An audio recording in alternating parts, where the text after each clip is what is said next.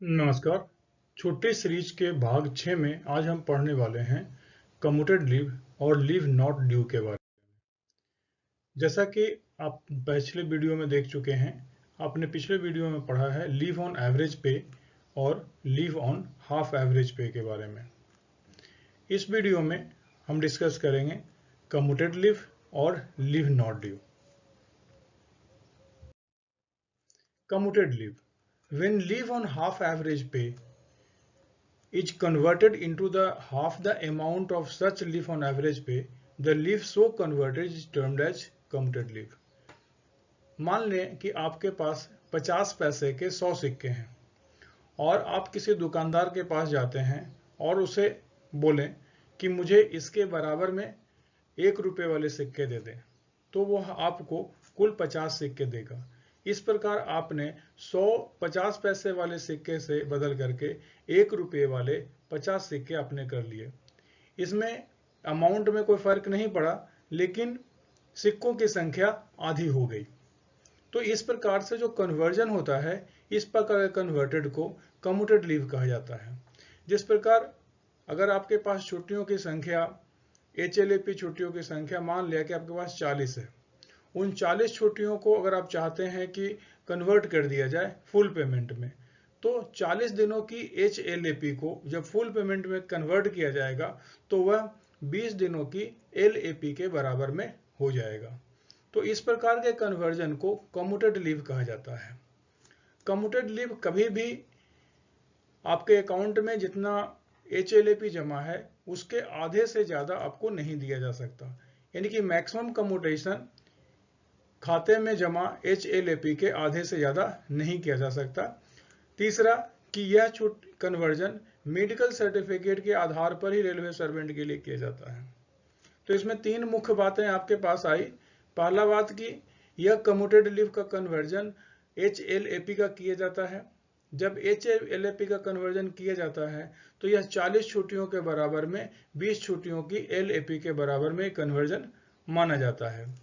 दूसरा कि किसी भी हालत में HLAP के खाते में जितनी छुट्टियां जमा है उसके आधे से ज़्यादा कन्वर्जन नहीं किया जा सकता। जैसे कि यहाँ पर लिखा हुआ है कि commuted leave not exceeding half the amount of leave on half average पे ड्यू, यानी कि अगर आपके खाते में 200 छुट्टियां अगर जमा है तो आप 200 की जगह पर 200 को हाफ यानी कि 50% का आप कम्यूटेशन करा सकते हैं, और यह मेडिकल सर्टिफिकेट के आधार पर ही किया जा सकता है। When commuted leave is granted, twice the half amount of such leave shall be debited from the leave on half average पे। जैसा हम आपसे बोले कि अगर मान लिया जाए कि आपने 1 तारीख से लेकर के 10 तारीख तक की आपकी मेडिकल अकाउंट के आधार पर आपकी छुट्टी लगाई गई है HLAP। इस हालत में आपको जो पेमेंट मिलेगा वो इन 10 दिनों का हाफ पेमेंट मिलेगा। पर आप चाहते हैं कि अगर आपको इन 10 दिनों का फुल पेमेंट मिले तो आपको यहाँ पर इन छुट्टियों का कम्यूटेशन के लिए अप्लाई करना पड़ेगा। जब कम्यूटेशन अप्लाई करेंगे और कम्यूटेशन एग्रीड हो जाता है तो उस केस में 10 LAP की बजाय आपके खाते से 20 LAP का डिडक्शन, 20 HLAP का डिडक्शन किया जाएगा, और यह 20 LHAP का जो पेमेंट होगा वह 10 LAP के बराबर होगा, यानी 10 दिनों के फुल पेमेंट के बराबर हो जाएगा। The authority competent to grant leave is satisfied that there is a reasonable prospect of the railway employee returning to duty on its expiry. इन छुट्टियों को सैंक्शन करने के पहले कर्मचारी के लिए जो सैंक्शनिंग अथॉरिटी है उसे यह सेटिस्फाई होना पड़ेगा कि जिन कर्मचारियों का वह कम्यूटेड लीव ग्रांट कर रहा है वह वापस छुट्टी पर लौट करके आ जाएगा। तो इस बात का उसे सेटिस्फाई होना जरूरी है। अगर वो सेटिस्फाई होता है तो वो कम्यूटेशन ग्रांट करेगा, और सेटिस्फाई नहीं है तो वह कम्यूटेशन ग्रांट नहीं भी कर सकता है। नेक्स्ट है कि there is no limit to the number of days of commuted leave to be avail during the entire service. यानी पूरी नौकरी के दौरान में कितने दिनों का कम्यूटेशन करना है इसकी कोई सीमा निर्धारित नहीं की गई है। नेक्स्ट टॉप पॉइंट देखें कि leave on half average pay up to maximum of 180 days shall be allowed, यानी कि LHAP 180 दिन का अधिकतम अनुमत होगा। HLAP ड्यूरिंग सर्विस में 180 दिन का अधिकतम अनुमत होगा। पर केस क्या होगा? Where such leave is utilize for an approved course of study, यानी कि आज आपको जो स्टडी के लिए जो कोर्स, किसी कोर्स को स्टडी करने के लिए जो आपको छुट्टी चाहिए, उन छुट्टियों के लिए आपको अधिकतम से अधिकतम 180 दिन की HLAP एक साल में प्रदान की जा सकती है। सॉरी, HLAP पूरी सर्विस के दौरान एक साल, पूरी सर्विस के दौरान में प्रदान की जाएगी, यानी इंटायर सर्विस में 180 दिन की HLAP प्रदान की जाएगी। तो ये एक महत्वपूर्ण सवाल है जो परीक्षाओं में पूछा जाता है कि पूरी सर्विस के दौरान स्टडी के लिए कितनी LHAP प्रदान की जा सकती है। Next, where railway servant who has been granted commuted leave. अब यहाँ पर केस ऐसा रहा, जैसा कि हमने पिछले स्लाइड में देखा कि जब किसी को छुट्टियां सैंक्शन की जाती है तो सैंक्शनिंग करने वाली अथॉरिटी इस बात का ध्यान रखना है, उसे सेटिस्फाई होना है कि वह कर्मचारी वापस छुट्टी समाप्त होने के बाद वापस लौट करके ड्यूटी पर आएगा। पर अगर ऐसा होता है कि किसी को ग्रांट किया गया है कम्यूटेड लीव, पहले कम्यूटेड लीव ग्रांट किया है और उसके बाद वह रिजाइन कर देता है, जिस कर्मचारी को कम्यूटेड लीव ग्रांट कर दिया गया है और नौकरी से रिजाइन कर देता है, या उसकी रिक्वेस्ट पर उसे वॉलंटरी रिटायरमेंट दे दिया जाता है, तो इन दोनों ही केसेस में आप समझ रहे हैं कि वो नौकरी पर रिटर्न नहीं होगा। दो केसेस बन रहे हैं, अगर उसने रिजाइन कर दिया है तो भी नौकरी पर रिटर्न नहीं करेगा, और अगर उसने वॉलंटरी रिटायरमेंट मांगा है तो भी वह नौकरी पर रिटायरमेंट नहीं हो सकता है, बिना रिटर्न किए हुए भी वॉलंटरी रिटायरमेंट वो तो उसको दे दिया उसने। So the commuted leave shall be treated as a leave on half average pay. तो ऐसे केसेस में जो कम्यूटेशन किया गया है उसका कम्यूटेशन नहीं माना जाएगा, और जो कम्यूटेड लीव है उसे हाफ एवरेज पे के बराबर माना जाएगा, और जितना डिफरेंस ऑफ पेमेंट होगा वह उसके सैलरी से, उसके पेमेंट से रिकवर कर लिया जाएगा। जैसे फॉर द एग्जाम्पल अगर मान लें कि किसी व्यक्ति ने 20 दिन वह सिक पे रहता है, 20 दिन पर सिक पर रहता है, तो इस ढंग से उसने 40 दिन की LHAP को कम्यूट कराया होगा। लेकिन अगर उसने रिजाइन कर दिया, इसे पेमेंट तो 40 दिन का LHAP जब कम्यूट कराया है तो उसे 20 दिन का फुल पेमेंट उसे मिल गया। लेकिन अगर उसने रिजाइन कर दिया है या वॉलंटरी रिजाइनमेंट कर दिया है तो इस केस में इसको जो 20 दिन का एक्स्ट्रा पेमेंट दिया गया है, आधे पेमेंट, इसको मिलना चाहिए था 20 दिन का आधा पेमेंट, पर इसे मिला 40 दिन का आधा पेमेंट, यानी कि 20 दिन का फुल पेमेंट। तो जब अगर रिटायर हो जाता है या रिजाइन कर देता है उस केस में इसका कम्यूटेशन नहीं माना जाएगा, और जो 20 दिन के हाफ पेमेंट इसको दिए गए हैं ये इससे रिकवर करा लिए जाएंगे। No such recovery shall be made if the retirement is compulsory thrust upon him by the reason of ill health, incapacitating of the railway servant for further services or in the event of death। हाँ, अब यहाँ पर यह आ रहा है कि इस प्रकार का अगर उसने कम्यूटेशन करा करके रखा है और इस कम्यूटेशन कराने में किस केस में अगर उसने नौकरी में वापस नहीं भी आता है तो भी उसका रिकवरी नहीं होगा। तो रिकवरी नहीं होने के केस में है कि उसे कंपलसरी, उस पर दबाव है कि वो रिटायरमेंट उस पर कंपलसरी है। इसके रीजन क्या हो सकते हैं? इल हेल्थ के कारण रेल हो सकते हैं, बीमार, तबीयत खराब है उसकी, और रेलवे सर्वेंट को ऐसा साबित कर दिया गया है कि ये फर्दर नौकरी में नौकरी नहीं कर पाएगा, पॉसिबल नहीं है, और या तो उसकी डेथ हो जाती है। तो यहाँ पर एक समझने की चीज है कि अगर जो नौकरी पर रिटर्न करने की जो क्षमता है अगर कर्मचारी के बस के बाहर है, पहले वाले में क्या है कि उसने अपनी इच्छा से नौकरी छोड़ दी है, रिजाइन कर दिया है या वॉलंटरी रिजाइन कर दिया है, तो उसकी स्वयं की इच्छा है। पर यहाँ पर उसकी इच्छा की बात नहीं हो रही है, यहाँ पर बात हो रही है इल हेल्थ की। तो चूंकि इसके तबीयत खराब है और मेडिकल कारणों से वो नौकरी नहीं कर सकता या उसकी डेथ हो गई, तो नेचुरली है कि वो नौकरी नहीं कर पाएगा। तो जब कर्मचारी की मजबूरी के कारण वो नौकरी पर उपस्थित होना संभव नहीं हो तो वैसी स्थिति में उससे रिकवरी नहीं की जाएगी।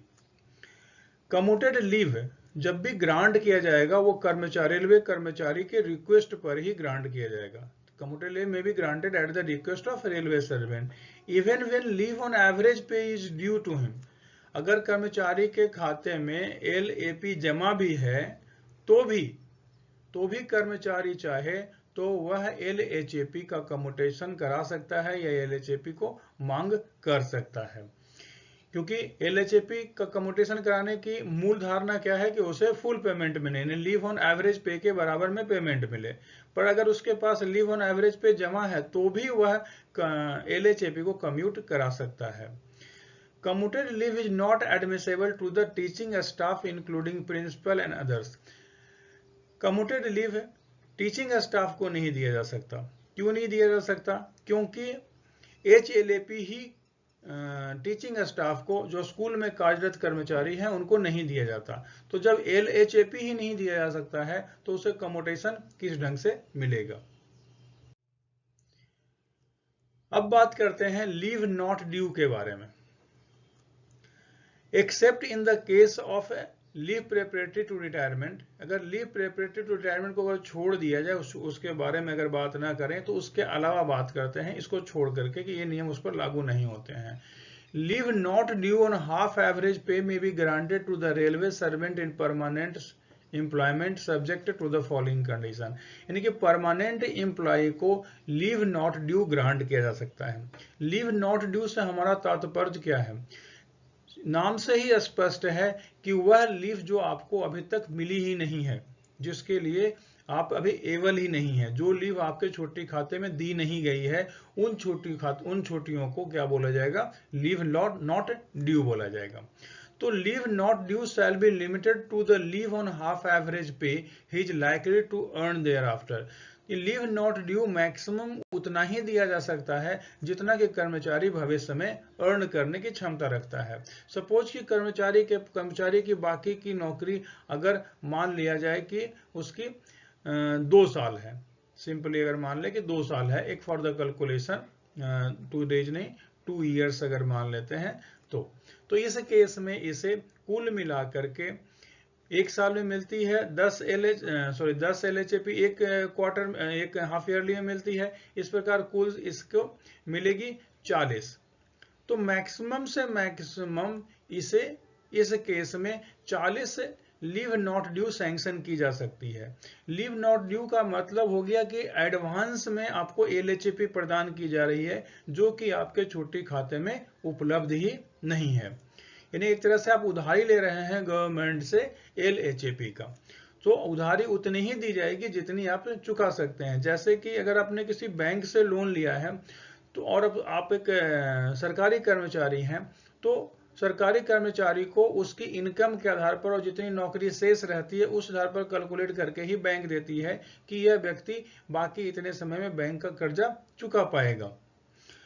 नेक्स्ट है leave not due during the entire service shall be limited to the maximum 360 days on medical certificate.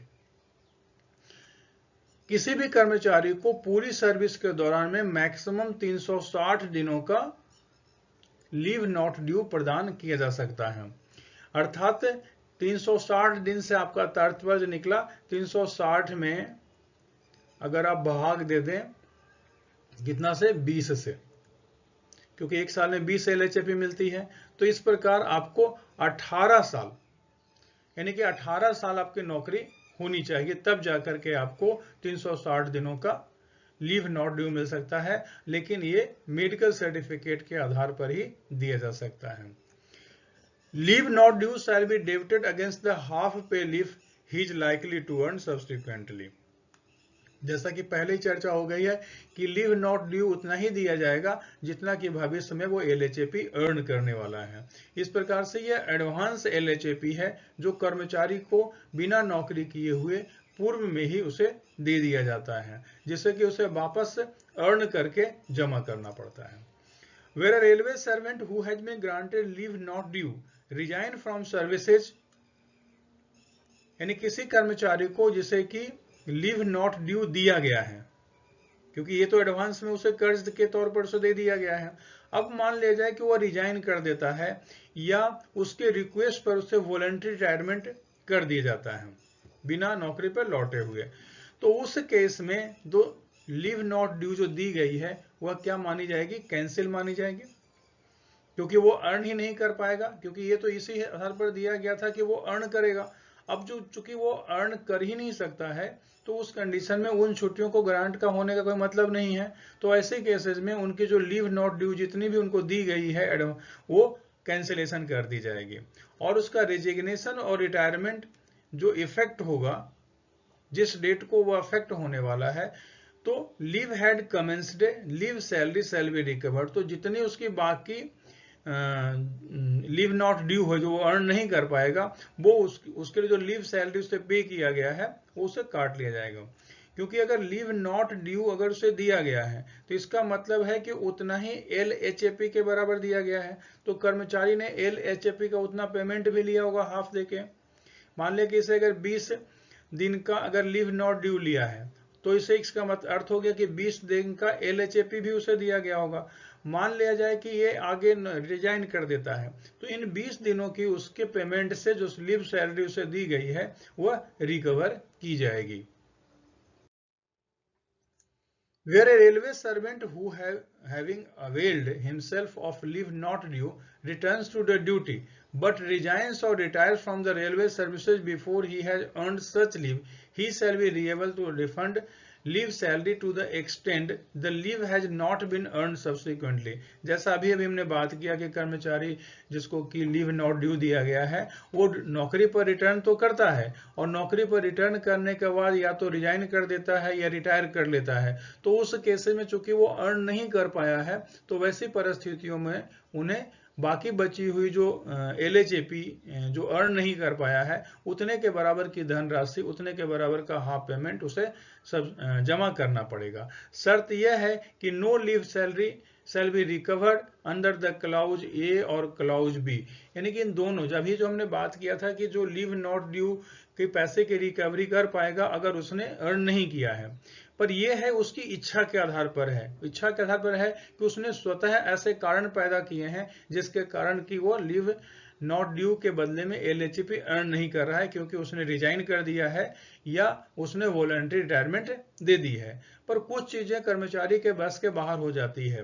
वह कर्मचारी के बस के बाहर, जैसे कि उसे फोर्स इल रीजन के कारण उसे मजबूरी में उसे नौकरी पर रखा नहीं जा रहा है, या वह रिटायर कर दिया गया है किसी डिसिप्लिनरी अकाउंट पर, उसको प्री मैच्योर रिटायरमेंट दे दिया गया है, जो भी para 620 of manual of pension rules के आधार पर, या जो provision relating to compulsory retirement of non pensionable railway servant on rating of 30 years of the service और in the event of death. तो इन किसी भी कारणों से, जितने कारण अभी आपको बताए गए, इन किसी भी कारणों से अगर वो कर्मचारी अपनी इच्छा की बजाय किसी दबाव के कारण, चाहे मृत्यु का दबाव हो, चाहे वो मेडिकल रीजन का दबाव हो, इसके कारण वह नौकरी पर रिटर्न नहीं कर पाया और जिसके कारण वो अर्न नहीं कर पाया, तो इन परिस्थितियों में उनसे रिकवरी नहीं की जाएगी। तो इस बात का ध्यान रखना जरूरी है कि किन परिस्थितियों में रिकवरी की जाएगी। तो एक कॉमन इसका जवाब अगर आप समझना चाहें तो यह समझ लें कि जब कर्मचारी की स्वतः की इच्छा से उसने खुद ऐसी परिस्थिति पैदा की हो कि वह नौकरी पर आकर के वो अर्न नहीं कर सकता है, जैसे कि उसने स्वतः ही रिटायरमेंट ले लिया हो या स्वतः ही उसने वॉलंटरी रिटायरमेंट दे दिया हो, तो ऐसे केसेस में उससे रिकवरी की जाएगी। पर जब यह परिस्थिति उसके अधिकार क्षेत्र से बाहर है, जैसे मेडिकल कारणों से उसे रिटायर होना पड़ा हो, मजबूरी हो रही है, उसका फोर्सली उसे रिटायर करना पड़ रहा हो, या किसी अन्य कारण से डेथ के कारण से हो रहा हो, या सरकार ने ही उसे प्री मैच्योर रिटायरमेंट कर दिया हो किसी डिसिप्लिनरी कारणों से, तो वैसे केसेस में जो लीव नॉट ड्यू के लिए जो उसे पेमेंट मिला हुआ है वह पेमेंट उसे रिकवर नहीं किया जाएगा। Leave not due may be granted to the temporary railway servant with 1 year of service for a period not exceeding 360 days during the entire service on medical grounds suffering from the TB, leprosy, cancer और mental illness. यहाँ पर आप ध्यान दीजिए कि जैसे बात कर रहे हैं कि यहाँ पर टेम्पररी रेलवे सर्वेंट जिसकी कि 1 साल की सर्विस हो चुकी है, उसे भी दिया जा सकता है लीव नॉट ड्यू, जो कि अधिकतम 360 दिनों का दिया जा सकता है। पर यह सिर्फ उन्हीं टेम्पररी रेलवे सर्वेंट को दिया जाएगा जो कि मेडिकल कारणों में, जिनका कारण टीबी से जुड़ा हुआ हो, लेप्रोसिस से जुड़ा हुआ हो, कैंसर से जुड़ा हुआ हो, मेंटल इलनेस से जुड़ा हुआ हो, तो ऐसी कंडीशन में ही उसे अधिकतम 360 दिन तक की लीव नॉट ड्यू ग्रांट की जा सकती है।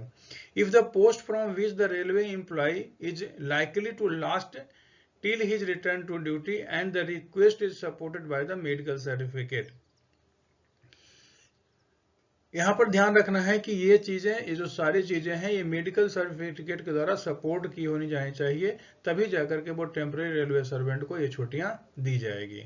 Leave not due is not admissible to the school teachers, lab assistant etcetera.